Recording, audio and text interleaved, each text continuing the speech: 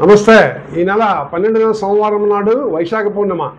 ఈ పూర్ణిమ అందరూ కూడా సింధూరి పూర్ణిమగా జరుపుకోండి. ఎందుకంటే అమ్మవారు సింధూర రూపంలో ఉంటారు. సింధూరారుణ విగ్రహం త్రిణయం మాణిక్య మౌళిస్పతం అని ఆమెను ప్రార్థిస్తాం. అసలు ఆ శక్తి స్వరూపునే మన సనాతన ధర్మాన్ని కాపాడుతున్నది. రీసెంట్గా చూసుకుంటే పహల్గాన్ ముష్కరులకి ఉగ్రవాదులకి బుద్ధి చెప్పే ఆపరేషన్ సింధూలో కూడా మన శక్తి స్వరూపాలు వ్యోమికా సింగ్ అండ్ సోఫియా ఖురేషి ఇద్దరు కూడా స్త్రీ శక్తులు. వారికి దన్నుగా నిలిచింది విష్ణుమూర్తి స్వరూపమైన శ్రీ నరేంద్ర దామోదర్ దాస్ మోడీ. దామోదరుడు అంటే విష్ణువు, శ్రీ మహావిష్ణువు. సోదర చక్రాలు వెళ్తే ఇంకేముందండి, మొత్తం ఎలాంటి దైత్యులు దమనులు రాక్షసులు కూడా చనిపోతారు. అట్లాగే జరిగింది. మనకి ప్రపంచ దేశాలు కూడా మద్దతు ఇస్తున్నాయి మన సనాతన ధర్మాన్ని.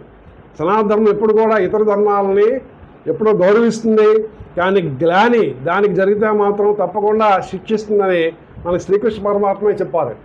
మనకి పరిత్రాయణ సాధూనాం వినాశాయ దుష్కృతాం ధర్మ సంస్థాపనార్థాయ సంభవామి యుగే యుగే అని ఎప్పుడో చెప్పారు. మనము చేతగాని వాళ్ళం కాదు. కర్మ సిద్ధాంతము, ధర్మభూమి, పుణ్యభూమి మనది భారతదేశం. మన భారతదేశంలో ఈ సనాతన ధర్మానికి ఎటువంటి గ్లాని జరిగినా సరే తప్పకుండా వాటికి శిక్ష మాత్రం వాళ్ళు అనుభవించాలనేది మనకి ఒక సంకేతంగా మన భారత ప్రభుత్వం ఇచ్చింది. అందరూ కూడా ఈ సందేశాన్ని తీసుకోండి. ఈరోజు అందరూ కూడా అమ్మవారికి సింధూరంతో పూజ చేయండి. అమ్మవారికి 636 నామంలో త్రక్షరీ దివ్యగంధాఢ్య సింధూ తిలకాంచిత ఉమా శైలేంద్ర తనయ గౌరీ గంధర్వ సేవిత. అమ్మవారు సాక్షాత్ హిమోత్పర్వత పుత్రిక. అక్కడ అన్యాయం జరిగితే, పహల్గామ అన్యాయం జరిగితే ఊరుకుంటుందా? పరస్త్రీలను ముట్టుకున్న వాడు ఆవిడ కూడా బాగుపడలేదు. మనకి చరిత్ర చెప్తున్నది. రావణాసురుడు, దుర్యోధనుడు, దుశ్శాసనుడు, కీచకులు అందరూ కూడా బలైపోయారు, నాశనం అయిపోయారు.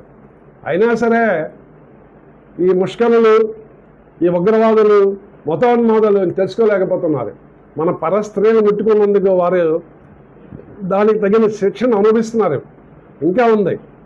కాబట్టి మనము ఇతర మతాల జోలికి వెళ్ళము. మన మతాన్ని జోలికి వస్తే మనం తెలియజేసేది అది. అమ్మవారి శక్తి స్వరూపిణి. అమ్మవారిని అందరూ ఈరోజు ప్రార్థించండి. తిలక సింధూరంతో పూజించండి. సింధూర తిలక అందరూ దిద్దండి.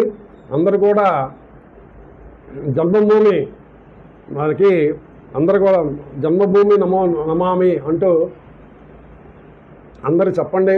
ఒక్కసారి నినాదాన్ని ఇవ్వండి. సైనికులకు మద్దతు ఇవ్వండి. మన సైనికులందరికీ